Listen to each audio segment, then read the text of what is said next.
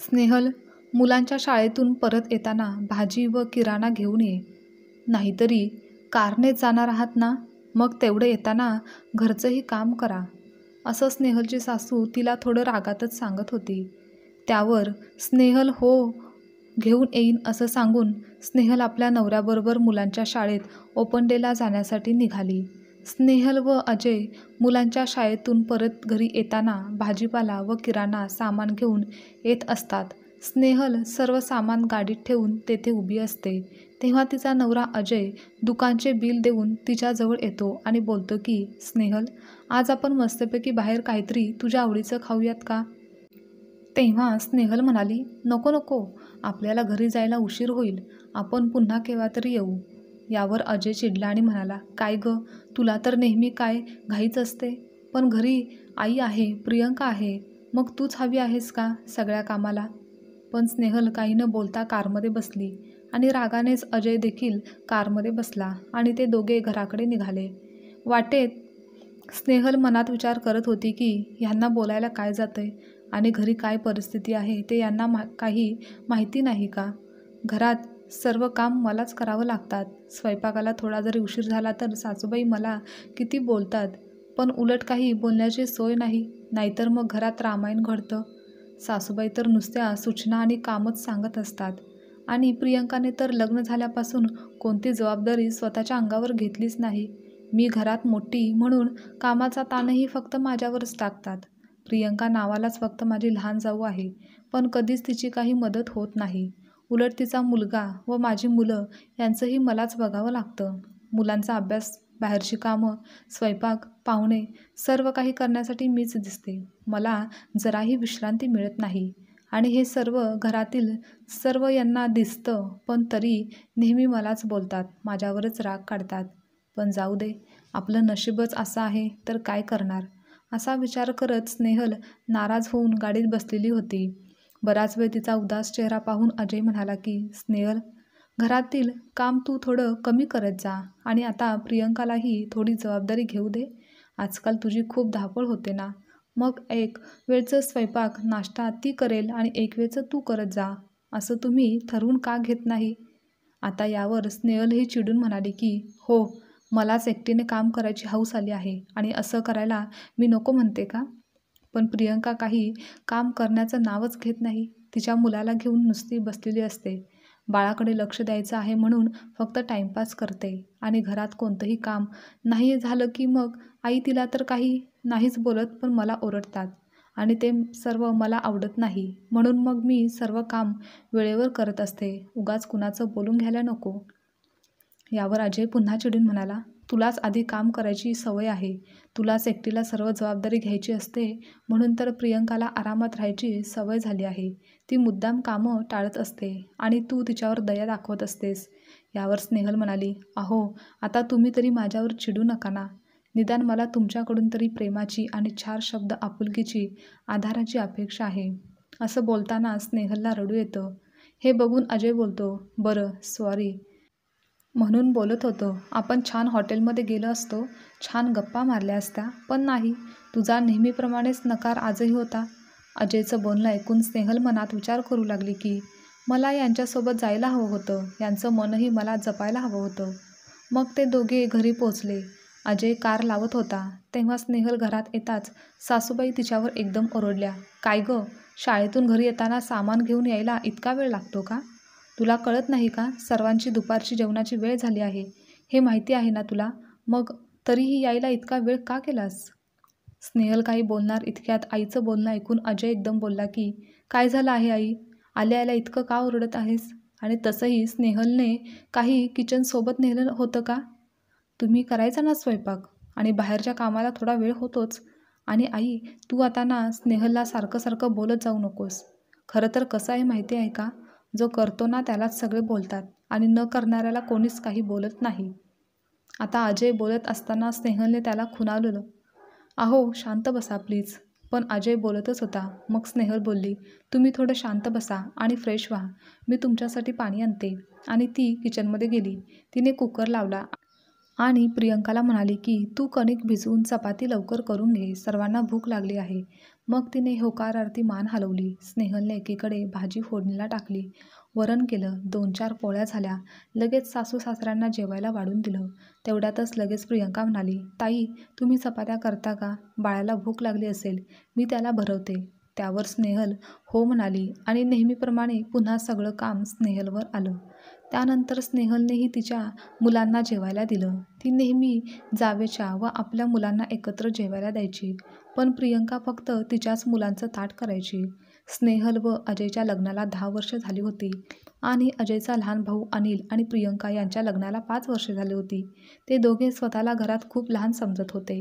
अनिल आणि प्रियंका यांनी घरातील आजवर कोणतीच जबाबदारी घेतलेली नव्हती, तर ते नेहमी टाळाटाळ करायचे. अजय लहानपणापासूनच अभ्यासात हुशार होता, त्यामुळे त्याला नोकरी चांगली देखील मिळाली. त्याचा पगार देखील जास्त होता, चांगला होता. स्नेहल ही आधीपासूनच खूप समजूतदार होती. आईने नेहमीच अनिलला पाठीशी घातलं होतं. लहान आहे म्हणून अतिलाड केला होता, त्यामुळेच तो बेजबाबदार झाला होता आणि आता अजूनही त्या तेच करत होत्या. प्रियंका पण तशीच कामचुकारपणा करायची. नेहमी काहीतरी कारण सांगून कामातून बाजू काढायची. अनिलचा पगार कमी होता म्हणून ते घरात काहीच पैसे देत नव्हते, तर त्याच्या पगाराचे पैसे तो नेहमी बँकेत ठेवत असे. त्यांना घरात काहीच खर्च करायला लागत नव्हता, कारण घरातला सर्व खर्च हा अजयच करायचा आणि स्नेहल घरातील कामात व्यस्त असायची. तर प्रियंका व अनिल हॉटेलमध्ये राहिल्यासारखे घरात राहत होते. त्यांना कोणत्याच गोष्टीची काहीच पडलेली नव्हती, पण तरीही सासूबाईंना त्यांच्यात काहीच दोष दिसत नव्हता. त्या नेहमी त्यांच्याच बाजूने बोलायच्या आणि घरात काही सामान किराणा आणायचं असेल तर सासूबाई अजयलाच सांगायच्या आणि जर कधी अनिलला काही सांगितलं की तो सुद्धा बोलायचा की दादा घेऊन येईल, आम्हाला काही त्याच्यासारखा पगार आहे का? असं करून करून व असं बोलून अनिलने बँकेत पैसे साठवले होते. खरं तर अजय आणि स्नेहलला हे सगळं समजत होतं, पण घरात आपणच मोठे आहोत म्हणून करावंच लागणार असं त्यांचं मत होतं. पण बाकीच्यांनी या गोष्टीचा अधिकच फायदा घेतला होता व त्यांची किंमत देखील ठेवलेली नव्हती, तर नेहमीच त्यांच्या चांगुलपणाचा गैरफायदा घेतला जात असे. घरातील सर्व कामे आवरून झाल्यावर स्नेहल मुलांचा अभ्यास घेत बसली होती. तेवढ्यात सासूबाई आवाज देऊ लागल्या, स्नेहल पाणी घेऊन ये, स्नेहल पाणी आण. तेव्हा स्नेहल उठणारच होती की तेवढ्यात अजय म्हणाला, तू बस, मी पाणी घेऊन देतो. आणि अजय पाणी द्यायला गेला तेव्हा सासूबाईंनी विचारलं की स्नेहल कुठे आहे? ती का आली नाही? तिने तुला का कामाला लावलं आहे का? तेव्हा अजय जरा रागातच म्हणाला, ती मुलांचा अभ्यास घेत आहे, त्यांची परीक्षा सुरू आहे, सारखं सारखं तू तिला बोलवत जाऊ नकोस. यावर सासूबाई बोलल्या, त्या दिवशी तुम्ही शाळेत एकत्र गेले होते तेव्हा स्नेहलने तुला आमच्याविरुद्ध काही सांगितलं का? कारण तू तेथून आल्यापासून सारखी चिडचिड करत आहेस. तुझं वागणं बोलणं बदललेलं आहे. यावर अजय म्हणाला, आई तुला वाटते तसं काही नाही आणि ती मला कशाला काय सांगेल? तसंही सध्या घरात काय सुरू आहे ते मला दिसत नाही का? तू सारखी तिचा रागराग का करतेस? नेहमी तिच्याबद्दल चुकीचा विचार करत असतेस. त्यापेक्षा घरातील थोडं काम प्रियंकाला सुद्धा सांगून बघ. यावर सासूबाई प्रियंकाची बाजू घेत म्हणाल्या, तिच्याकडे लहान बाळ आहे, तिला कामं सांगून कसं जमेल? हे ऐकून अजय चिडला आणि म्हणाला, हो, आमचं बाळ कधीच लहान नव्हतं का? तेव्हाही स्नेहल घरातील कामं करतच होती की. आणि आई तुझा हा भेदभाव बरा नव्हे. घरात सुरू असणाऱ्या आत्ताच्या वागणुकीला अजय देखील कंटाळलेला होता.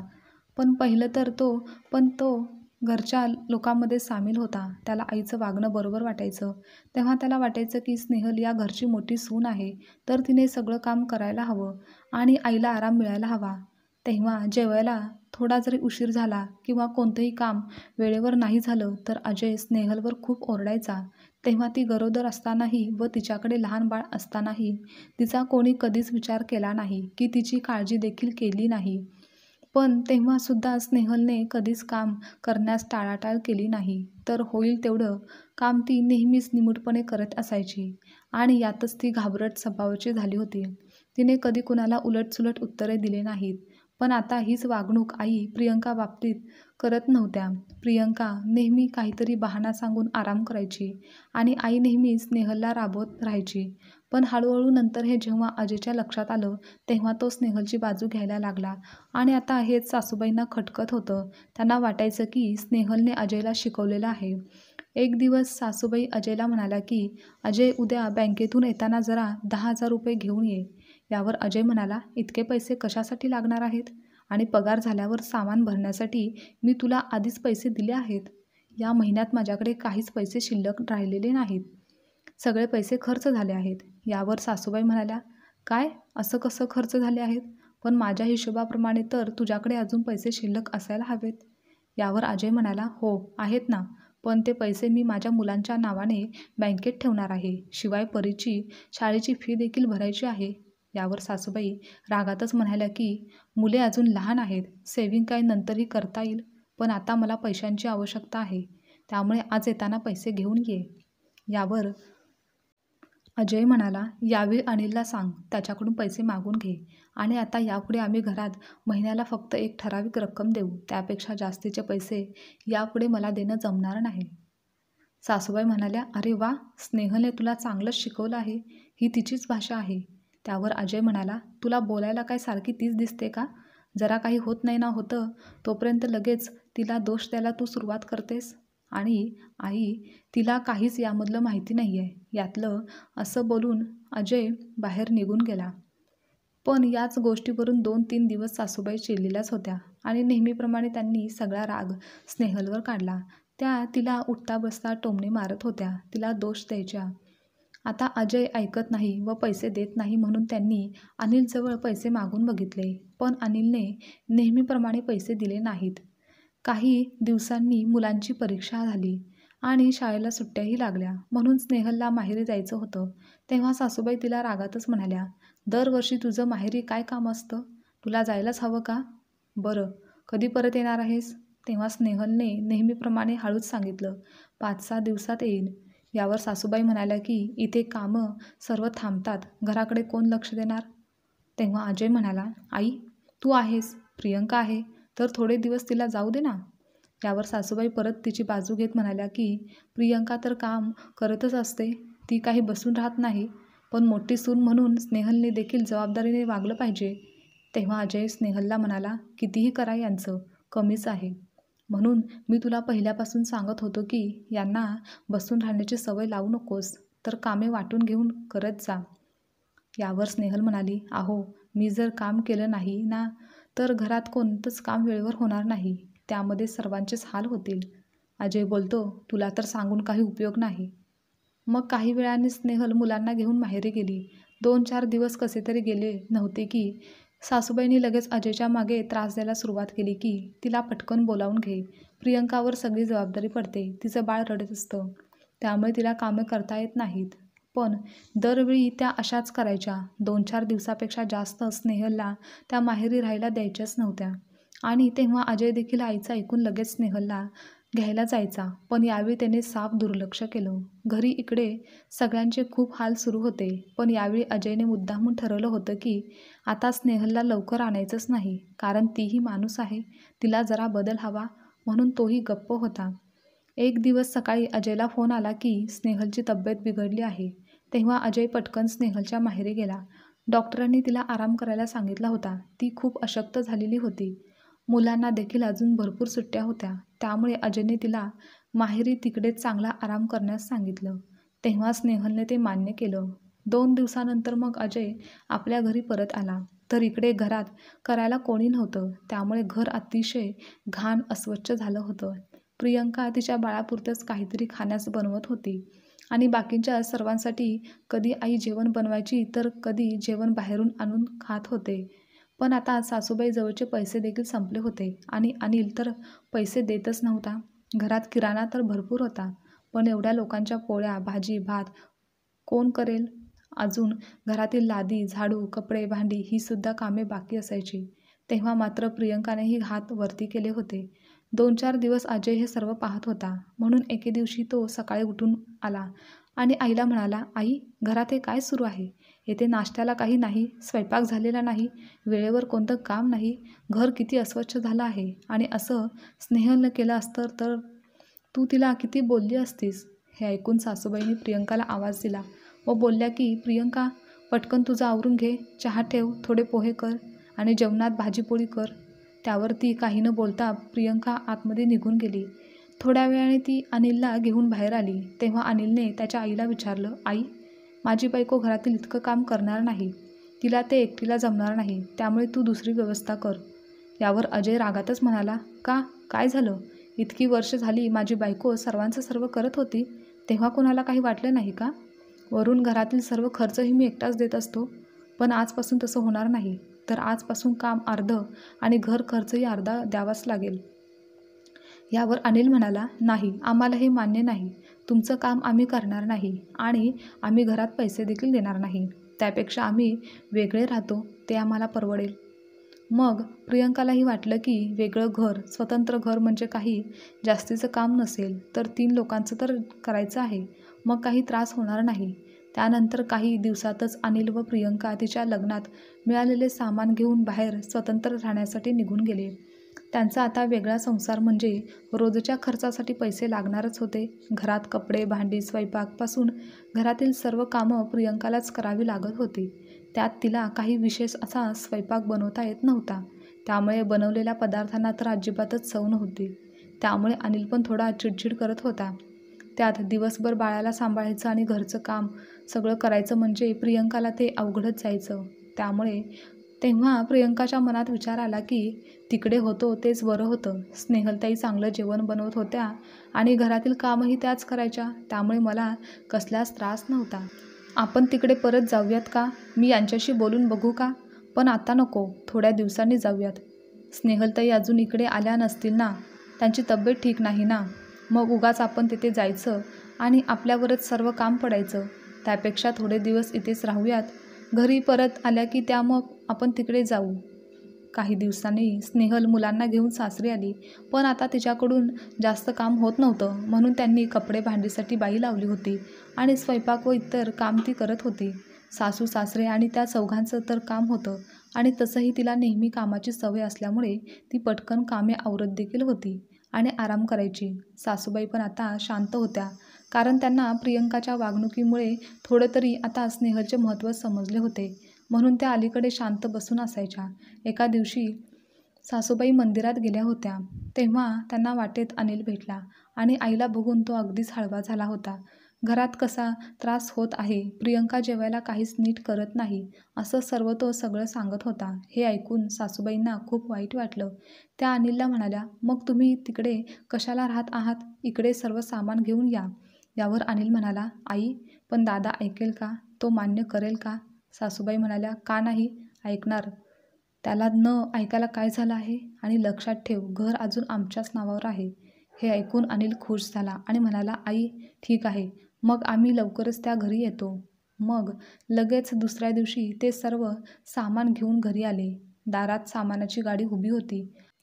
अनिल व प्रियंका आतमध्ये आले तेव्हा मात्र अजयने प्रचंड विरोध केला आणि म्हणाला की आम्हाला हे अजिबात मान्य नाही. हे लोक इथे राहतील तर आम्ही हे घर सोडून जाऊ आणि यापुढे एकतर ते इथे राहतील नाहीतर आम्ही. आई, आता तूच ठरव काय ते. खरं तर सासूबाईंना माहिती होतं की स्नेहल जेवढं काम करते, सेवा करते, तेवढं प्रियंका कधीच काहीच करत नाही आणि यापुढे देखील ती काहीही करणार नाही. इतक्यात अनिल म्हणाला, हे घर आईबाबांच्या नावावर आहे तर आम्हाला कोणी बाहेर काढू शकत नाही. यावर अजय म्हणाला, मग ठीक आहे, तर तुम्ही इथे राहू शकता, आमची काहीच हरकत नाही. पण आता आम्ही तुमच्याबरोबर राहू शकत नाही. चल स्नेहल, आपलं सामान पॅक करायला घे. आपण आत्ताच्या आता इथून निघून जात आहोत. पण हे दोघं जर घराच्या बाहेर गेले तर पैसे कुठून आणणार? घर कसं चालेल? आणि घरकामाचं काय होईल? आणि स्नेहलच्या व्यवस्थित कामाची आणि रुचकर स्वयंपाकाची सगळ्यांना सवय झाली होती. म्हणून सासूबाई म्हणाल्या की नाही, नको, तुम्ही नका जाऊ. आपण सर्वजण आधीप्रमाणे एकत्र राहूयात ना? उगाच कशाला वाद घालत आहात? मला तुम्ही दोन्ही मुले एकत्र हवे आहात. यावर अजय म्हणाला, आई, तुला सर्व एकत्र राहायला हवे असतील तर आम्ही इथे थांबू, पण काही अटी आहेत. त्या म्हणजे एक वेळचं सर्व जेवण प्रियंकाने करायचं आणि दुसऱ्या वेळचं सर्व काम स्नेहल करेल. त्याचप्रमाणे घरात खर्चाला अर्धे अर्धे पैसे द्यायचे. माझी बायको सगळं काम एकटीने करणार नाही. आणि आई, तू पण स्नेहललाच सतत टोचून बोलायचं नाही. यावर सासूबाई म्हणाल्या की बरं ठीक आहे, दोघांनी घरात ठराविक रक्कम दर महिन्याला खर्चाला द्या, चालेल का? यावर अजय तयार होता. पण अनिल अजूनही फक्त स्वतःचाच स्वार्थी विचार करत होता. तो म्हणाला, आम्हाला इतके पैसे द्यायला जमणार नाही. नाहीत आणि प्रियंका इतक्या लोकांचं तिला कामही करायला जमणार नाही. मग तुम्ही इथे राहायचं नाही. तुम्ही इथून निघून जाऊ शकता. दरवाजाकडे बोट दाखवत अजय शांतपणे म्हणाला. आता यावेळी सासूबाई सासरे पण काहीच बोलले नाहीत. स्नेहल मुलांना घेऊन आतमध्ये गेली आणि सामानाची गाडीसहित अनिल व प्रियंका आल्यापावली त्यांच्या घरी वापस गेले. खरं तर जर एखाद्याला काही करायचीच इच्छाच नाही तर किती दिवस घरातले लोक पण सहन करतील आणि घरातील मोठा मुलगा, मोठी सून म्हणून किती दिवस अन्याय सहन करायचा. म्हणूनच अशा लोकांना त्यांच्याच स्थितीवर सोडायला पाहिजे. कारण त्यांचं कितीही केलं तरी त्यांना त्या गोष्टीची जाणीव कधीच नसते. त्यामुळे आपणही समोरच्या व्यक्तीचा स्वभाव, वागणं बघून वागायला हवं. आजची कथा तुम्हाला आवडल्यास लाईक, शेअर, कमेंट करा आणि चॅनलवर नवीन असाल तर चॅनलला सबस्क्राईबसुद्धा नक्की करा.